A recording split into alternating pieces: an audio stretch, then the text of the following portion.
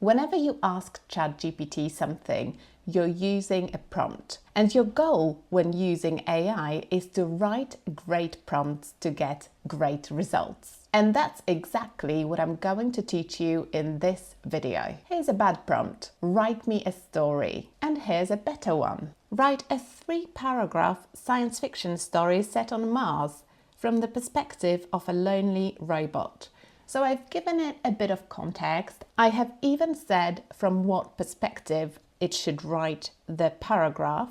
And I've also mentioned the style that I want. Obviously, you can craft this prompt to be much more specific than that, but these are just the basics. So that's your basic formula you'll be using when writing prompts. Specificity, constraints, context. But let's look at some more specific tips. If you're new here, I'm Aga. I'm an online education business owner with more than 1.5 million followers across social media.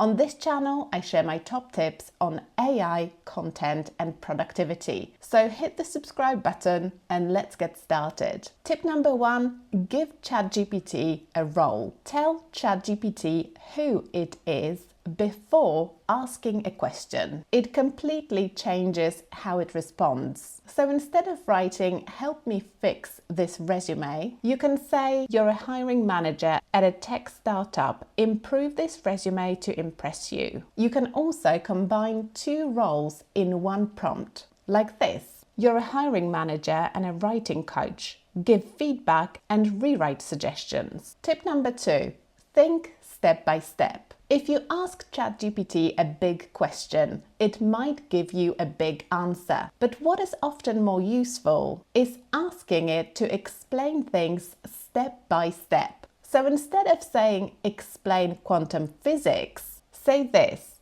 "Explain quantum physics to a 12-year-old step by step using analogies." So let me show you how these 2 prompts compare to each other. So this is just a basic prompt, "Explain quantum physics." So this is going to give you a very generic explanation. It will give you a list of headings with different topics that you need to know about. But the language it uses is quite complex, and if you're new to the subject, you might actually struggle to understand it. So what we're going to do instead is we're going to give it a much more specific prompt about how we want the answer to be formulated. So here we go. Explain quantum physics to a 12-year-old step by step using analogies. So we're asking it to use specific language, quite basic, but not too basic. And we're also asking it to give us a step-by-step explanation with some analogies to help us understand the more complex problems. So as you can see, the language used here is a lot different. It's less complex. It's more everyday language, and it's got some analogies to Legos and superheroes and video games, so things that people can really relate to, things that exist in everyday life that will help you relate to the topic and understand it better. Tip number 3. Give ChatGPT some examples. ChatGPT and other AI tools learn from what you give them. So to get a better output, show it some examples of what you need. So imagine you have to write a product description for a water bottle. I'm going to write a very basic prompt, which is basically just write me a product description for a water bottle. And as you can imagine, the output will be very generic and rather bland. There won't be anything specific about it. It just mentions the kind of basic facts that apply to most water bottles. But if we want this product description to be really eye-catching, unique, something that people haven't seen before, then we can adapt the prompt and make it even more specific. This video is not for advanced users of ChatGPT, so I'm just giving you some basic rules. But as you get more familiar with ChatGPT and AI in general, you can craft those prompts in an even more specific way. But let's see what it comes up with. So here's a product description, and I've given it a short example of what I'm looking for.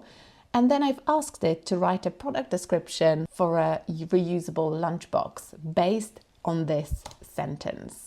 So it's taken that and it's rewritten it very quickly, and it's given me exactly what I need, so I don't actually have to do any more work on it. but I can if I want to. And finally, my bonus tip. If you give ChatGPT a format to follow, like bullet points or tables, it will follow that style. So this is something that can save you lots of time, because if you can avoid formatting the content afterwards, then why not doing it, right?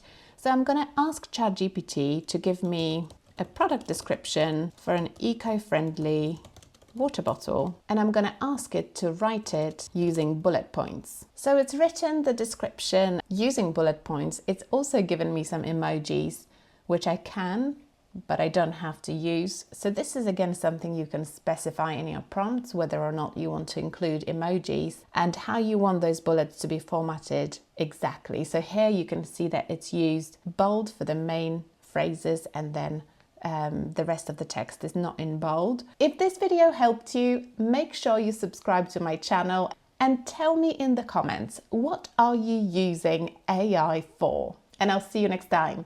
Bye.